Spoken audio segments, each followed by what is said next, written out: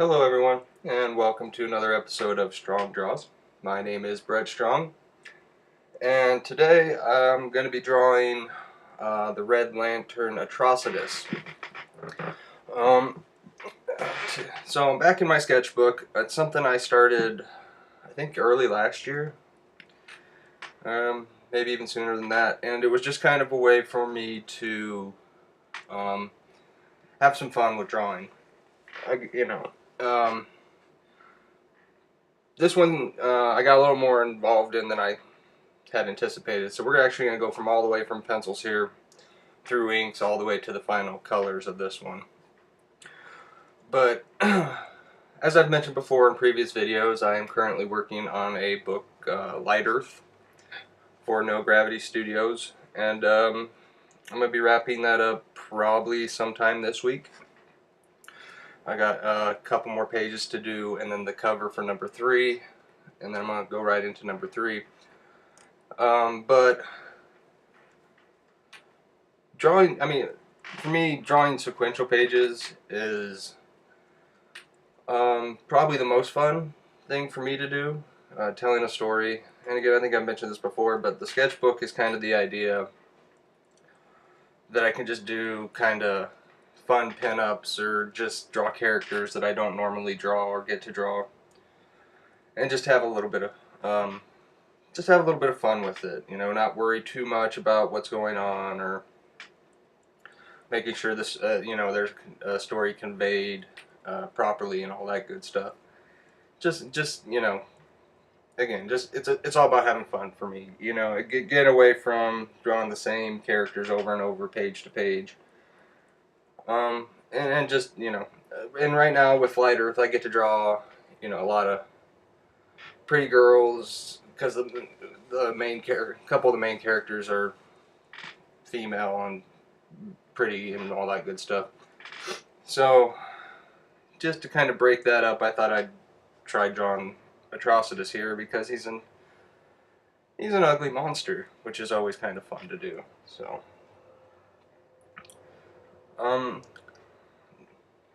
as much as the lantern cores go, sorry, need a drink there. I'm pretty overall knowledgeable of the Green Lantern Corps. I know kind of their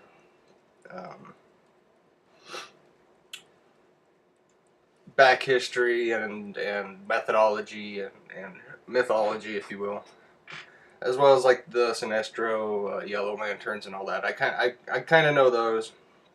Outside of that, the other rainbow colors I don't know too much about. I know Red's anger and stuff like that. You know, I know that their powers are all motivated by different emotions and so on and so forth. And I know a little bit about Atrocitus, but that's just because I have friends that are fans of it. I don't get to read comics as much as I'd like to right now, and haven't for a couple of years because drawing comics doesn't really lend itself to sitting around and reading comics, unfortunately. So as much as I would like to sit and watch or sit and read comics more, I just don't have the time to do so. So I don't know much about the character, but he's kind of a badass looking character, and it seemed like, again, it'd be fun to draw just an ugly monster instead of pretty girls and horses, basically, that I've been doing for the past week, 2 weeks now.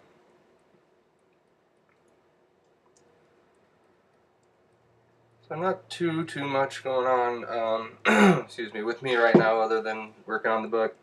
Like I said, I got that cover to do this week. I think I'll make that into a video, and as soon as the issue 2 is available for you guys, I'll put that info up here along with the video. I might actually do it in 2 parts and do it all real time. It seems as though you guys really enjoyed watching me draw stuff in real time, so I might try that again, see how that works out. And I might actually do a, excuse me, a 2-parter over 2 weeks of the pencils, the inks in real time. And then the following week I'll probably do the whole thing sped up. So kind of like this, so you can, if you don't want to spend the hour, 2 hours, or however long it's going to take me to sit and watch, you'll have the sped up video. Although if I do that, I was thinking the commentary, I'll do live commentary as I'm drawing, and then for the sped up one, it'll probably just be music or something over top, so I don't have to spend time doing audio for both. So moved over to inks into Manga Studio. Excuse me. And just kind of noodling away at his face, trying to get some textures and ugliness in there. If you guys have been watching my videos for a while, you might have noticed a little bit of a change in the way I do things. I used to turn them all, the pencil lines blue, and then bring them in and ink on the blue lines. But recently, instead of doing that, what I've been doing is just bringing in the pencils and then putting a excuse me, white layer over top of it. Just fill the whole page white and drop it down, the opacity down to about 80%, and then inking on a layer on top of that. So I don't know why. I saw a video where Tom, is it Nguyen? I don't know how to pronounce his last name, where he was inking on I think he was actually using a Surface Pro, and did this method, so I thought I'd give that a shot. And for some reason, I don't know, I've been enjoying it lately. Who knows, I may eventually go back to the blue line, or I might, you know, find a whole different method of doing it. But for right now, this is kind of the one that seems to strike my fancy recently. So, also, I used to use a magic marker tool in here, which is just gives you kind of that dead line look, kind of like a pigment micron, and then go back over it with a G pen and add line weights and whatnot, which I kind of like. I still like that look, but I've found it takes me a little bit more time because I'm basically going over everything twice. And so what I've been doing is just jumping straight to the G pen.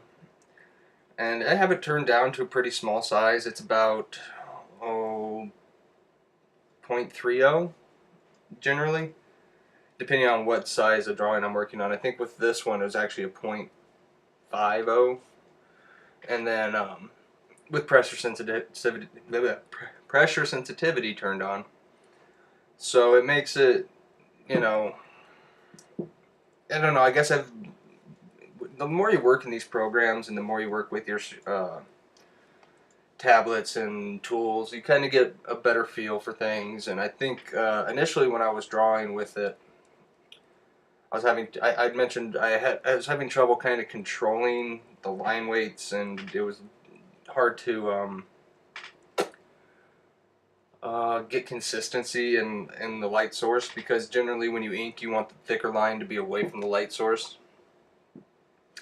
And I was just having a real tough time kind of controlling that. And over the months, years I've been working with these programs and these tools, I've kind of gotten used to how it works. So it was just kind of using the magic marker tool just kind of became an unnecessary step.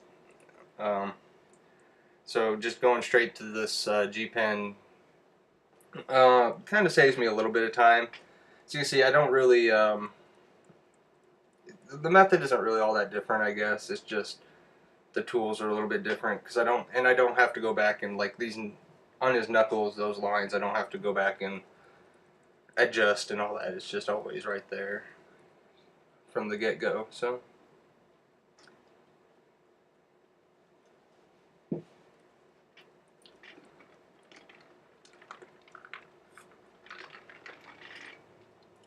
here's another thing I'm not really doing too much of anymore.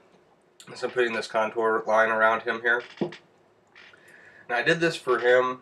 It's not something, again, I do often anymore with a lot of my drawings. But with him, lanterns usually have that glow around them, that power aura that keeps them safe in outer space and whatnot. So I knew I was going to have to do that with him eventually, so that's the only reason I put that contour line in here this time.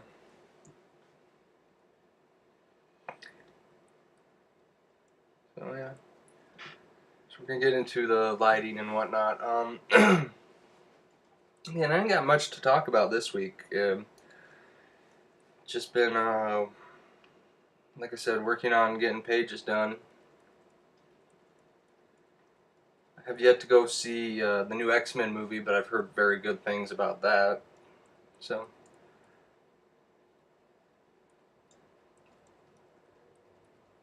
just laying in some solid blacks of where I think the sheen of some of his armor and some of his shadows are going to fall. Because, I mean, when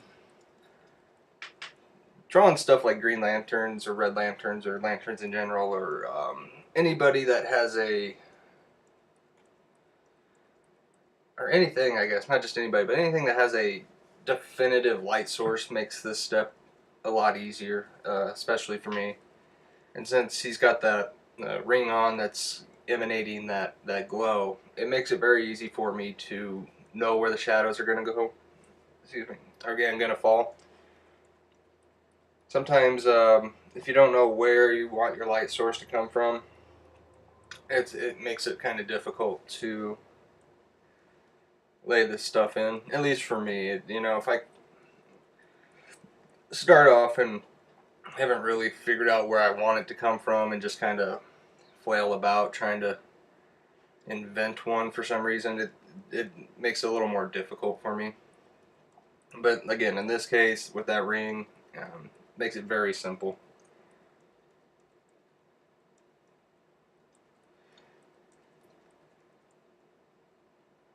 Drawing these, there's a character I get to draw on a pretty much daily basis now in this book that she has a armored chest plate on that has all these, that I put all this metal sheen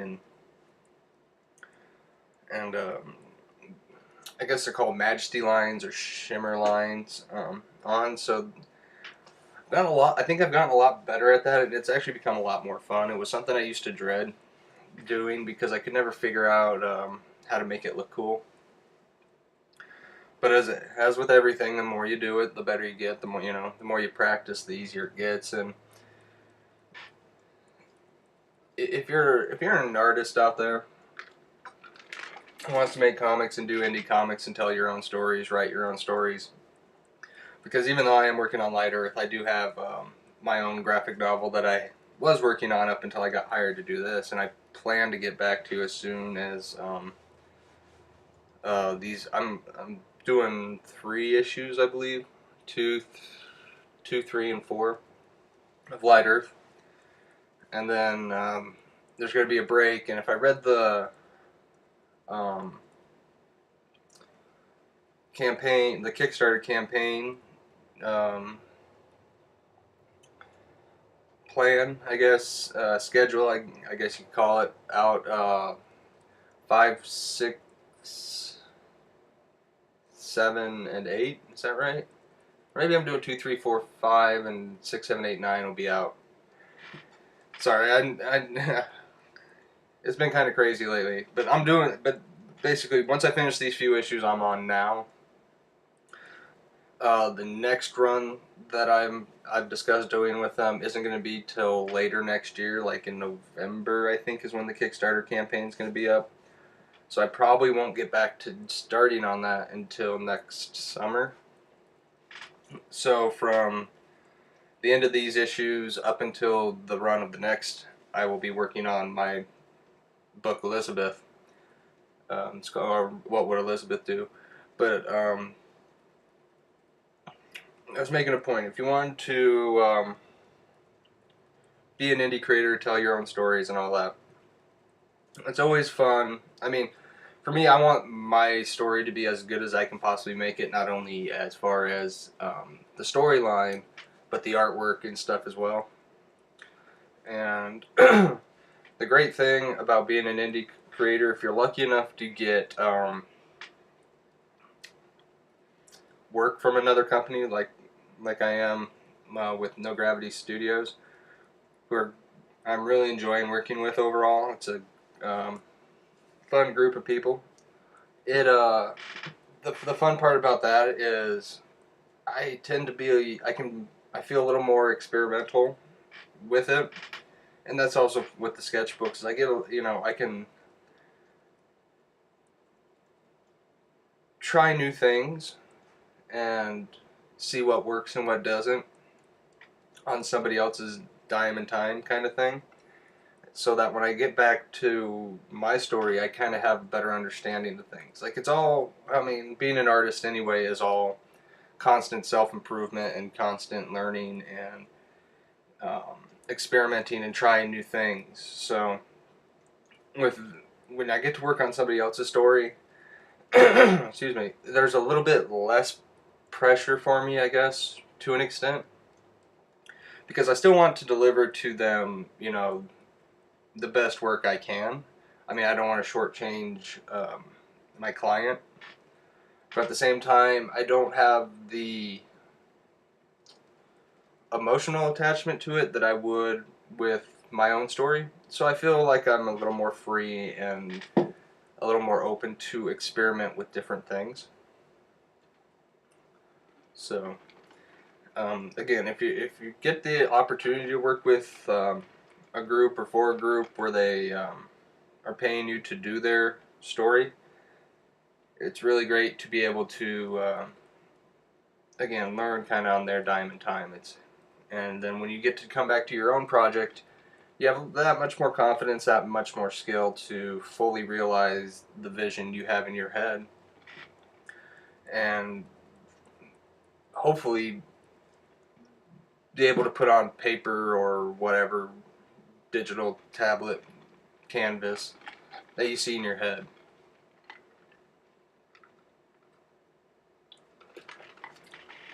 So we moved into colors here, and I cut out all the flatting because that's just kind of the boring stuff. I was doing this last night about 2 in the morning. I was finishing up the colors on this, and I was really starting to get tired. So I think they turned out alright. I have said before in many a video that I am not the best colorist. I think I can convey what I want to convey overall and make it look semi-cool. But now that it's the next morning and I've had a couple hours of sleep, I kind of see some things I could have done differently. But I think overall the final product's going to be cool. So, and again, when I first sat down to start drawing this, I was just looking to do a black and white drawing, but I just kind of got a little carried away and was really digging what had come out, so I figured I might throw a quick round of colors on here. So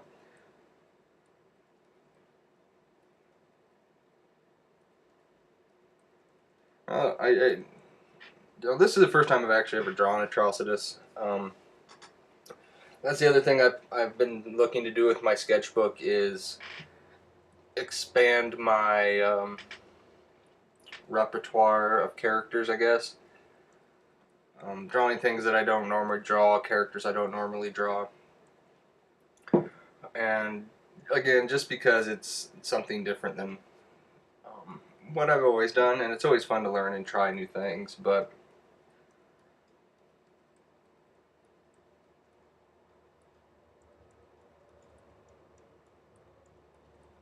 I was trying to make a point there and I kind of got lost in what I was thinking. Sorry about that. Again, I'm still kind of waking up from last night.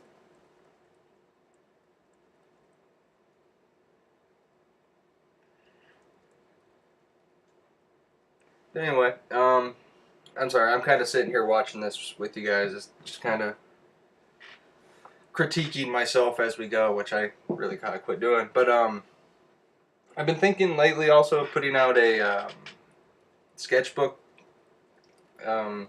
collect some of these drawings I've done over the past couple years and put them down in printed form and kind of sell them as like I said, just color, sketchbooks. I got some drawings that no one's ever seen. I got some that everybody has seen. And some that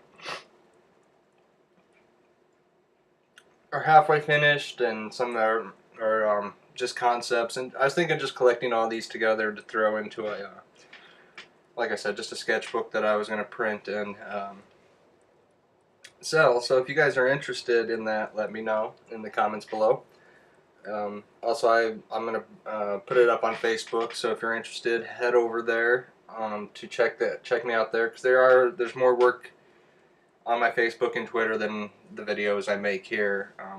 Fortunately or unfortunately, I don't record everything I do, but if you like what I do, or you have suggestions for characters, or kind of want to see some of my other stuff, again, head over to my Facebook, Twitter. The links are in the description below.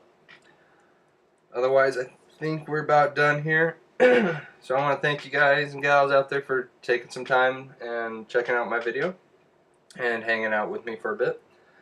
Otherwise, the image will pop up here at the end. Again, high reses are always on my other social media sites. So again, thanks for hanging out. We'll see you next time. Bye.